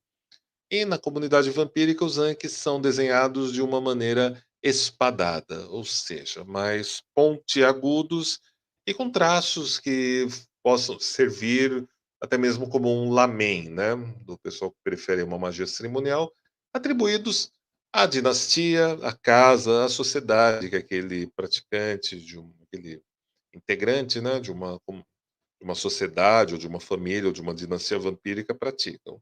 No Círculo Strigoi, a gente tem o Ankh do Luar Negro e o Ankh Strigoi. Ambos foram desenhados e cunhados por mim e por um nobre amigo chamado Mestre Alquimista. Prefere manter o nome dele velado, ele é ourives e faz peças em prata e em ouro maravilhosas. A gente criou o Ankh do Luar Negro já lá em 2006, 2007. E a tradição dos Ankhes na comunidade vampírica vem mais ou menos desde a década de 90, com o grande mestre artífice ourives, o Dedrena, já falecido, de Nova York, né? Que, financiado pela Gods Rosemary, criou alguns dos primeiros exemplares dos Anques do Legado e muitos outros que transitam pela comunidade vampírica, né? Não existe um único Anki que representa o vampirismo. Existem muitos Anques de diversas sociedades, famílias e dinastias no hemisfério norte. Aqui no hemisfério sul a gente tem o do Círculo Strigoi, né? É até um detalhe interessante, né? Que muitas pessoas vem o Anki de um jogo de RPG, de um universo ficcional chamado Vampiro à Máscara, e lá os vampiros desse universo ficcional, de mentirinha, né? Eles têm um Anki que representam todos os vampiros do mundo, de um determinado grupo deles, né?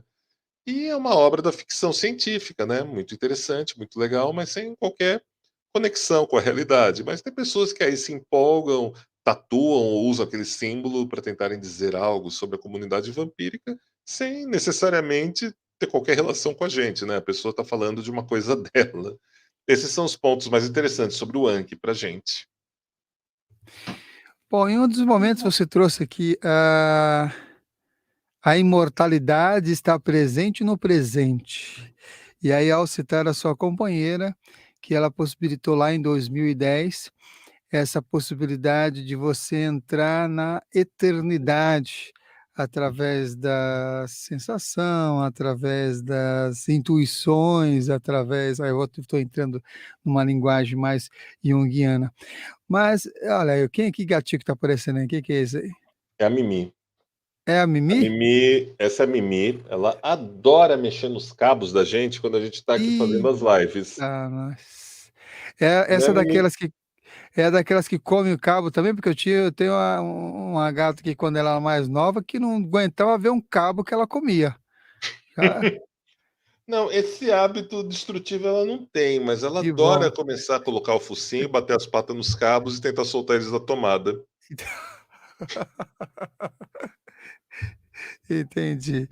Bom, voltando aqui à nossa pergunta relacionada a essa imortalidade e a essa eternidade. E aí vem um outro aspecto que a pergunta é: como é que você entende a morte e reencarnação?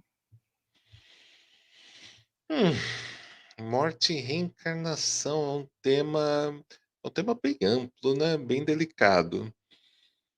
Bom, se eu disser que eu não acredito, eu vou estar mentindo. Eu vou estar mentindo. Tipo, tá aí incontáveis crenças, incontáveis contos, relatos e mitos que a gente herda aí pelas diversas linhagens do paganismo, né? Eles demonstram que há uma continuidade, né? Se você está, eu estou, né, à frente do Círculo Strigoi, que tem como patronos Hades e Perséfone. E no mito deles, né, mito é feio falar o mito deles, né? Mas vamos dizer, na história deles, né, você tem todo um reino que é composto por diversas paragens, por diversos rios, né? Por lugares como os campos de Asfódelos, onde vagam as almas sem memória, que ficam andando eternamente, aos campos elíseos, onde ali junto de Saturno e de Hécate, os bem-aventurados, os sábios, aqueles que desenvolveram sua missão de vida, podem viver junto dos artistas, dos filósofos e dos grandes vultos da humanidade, né? Permanecem. Você tem também um lugar chamado Tártaro, reservado para aqueles que agiram contra todos que eram do seu sangue, ou da sua família, ou do seu povo. Você tem muitas variantes interessantes, e você tem inclusive a reencarnação, onde em algum momento a própria deusa Perséfone tomava a alma pelas mãos, oferecia as águas do rio Letes, do esquecimento, num copo de leite, e aquela alma bebia daquela água para se esquecer da vida anterior, do tempo que estava lá, para ser trazida novamente, né? Então isso é bem interessante.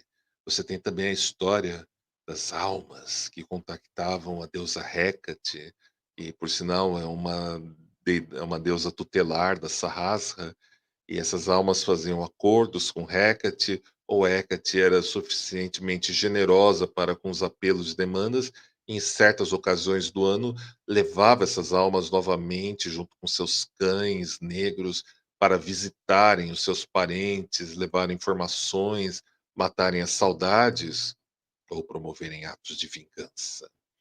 Então, a questão de uma vida após a morte se torna bastante rica, bastante interessante. Cada casa vampírica tem uma visão muito particular desse tema, né? Não há uma uniformidade.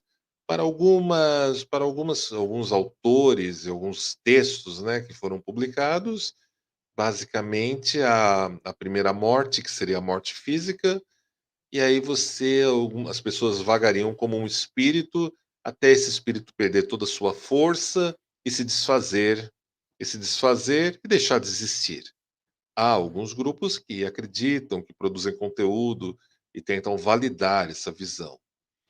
Nós, no Círculo Strigoi, na Sahasra, preferimos uma visão mais generosa, mais branda de tudo isso. Fortalecemos nossos espíritos, nossas almas com o elixir vermelho, com o elixir rubeus, fortalecemos com a vivência, com a presença, através dos nossos ritos, das nossas realizações, das nossas investiduras.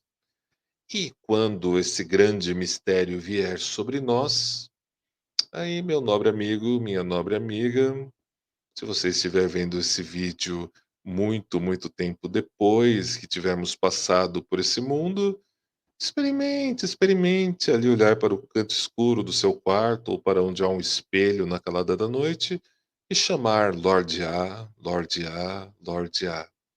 Pode ser que eu responda. Muito bem. Muito bem, Lorde A. A gente está chegando aqui ao final dessa edição do programa Consciência Próspera, sobre esses mistérios vampíricos com o Lorde A. Eu vou ficando por aqui, mas já deixando aqui o convite, se você gostou, curta e compartilhe aí com os amigos nas redes sociais, divulgue esses conteúdos, se você tem essa sintonia, essa ressonância com tudo isso que foi transmitido. Se você chegou até aqui, já tem, né? Então, já curte e compartilhe com os amigos mesmo. Vou ficando por aqui, já agradecendo ao meu nobre amigo Lorde A e pedindo para ele deixar uma mensagem final. E logo em seguida a gente vai subir a nossa vinheta. Vamos lá, Lorde A, sua mensagem para hoje. Quero te agradecer pela confiança, pelo convite, Samuel. É sempre uma honra conversar com você aqui no Consciência Próspera. Gosto muito, né? E essa é uma amizade antiga da gente que vem aí através da década, vem aí através do tempo nas nossas respectivas trilhas. Minha mensagem para vocês hoje, meus nobres amigos, minhas nobres amigas, é: ousem mais, realizem mais, não fiquem esperando chegar de um terceiro aquilo que você quer que chegue. Vá atrás, faça, realize. Você tem força, você tem potência, você pode criar deuses sobre a face da terra E, no entanto, a maior parte do tempo você cria fadiga, você cria canseira e você cria muletas de ego. Você desperdiça sua energia numa indústria da autoestima, enquanto tudo aquilo que é verdadeiramente tóxico, tudo aquilo que causa as fissuras da sua alma e drenam sua força, não são vampiros, não são encostos, não são obsessores. É você que insiste em achar que aquilo que te faz mal está fora do seu alcance, está além do seu toque e é algo inalcançável quando está em você. Então, viva mais. Sai da frente da Netflix. Para com tanta convicção, com tanta certeza absoluta na sua vida de tudo sobre tudo. Para de apontar tanto dedo pro fulano, pra cicrana. Para com tudo isso. Começa a fazer as coisas para você. Para de ficar rolando o dedo, correndo o dedo na rede social, esperando que isso vai te levar a algum lugar, ou que você vai ser descoberto, ou que você vai encontrar a verdade suprema num grupo de WhatsApp. Para com tudo isso. Começa a viver. Sai de casa. Vai atrás do que você quer. Inventa sonhos que você pode realizar. Vai naquele restaurante à noite que você sempre quis ir, sozinho, acompanhado. Apenas vá. Apenas faça. Apenas realize. Já está de bom tamanho por hoje. Você não está aqui para ser um exemplo, você não está aqui para ser a melhor versão de você mesmo. Você está aqui para ser alguém que vai pagar suas contas, que vai fechar suas contas, que vai aguentar mais um dia. E, justamente por ter aguentado mais um dia num trabalho estranho, num lugar chato, você deve olhar para o horizonte, pensar aonde você quer chegar. Mas já se dê por feliz por isso.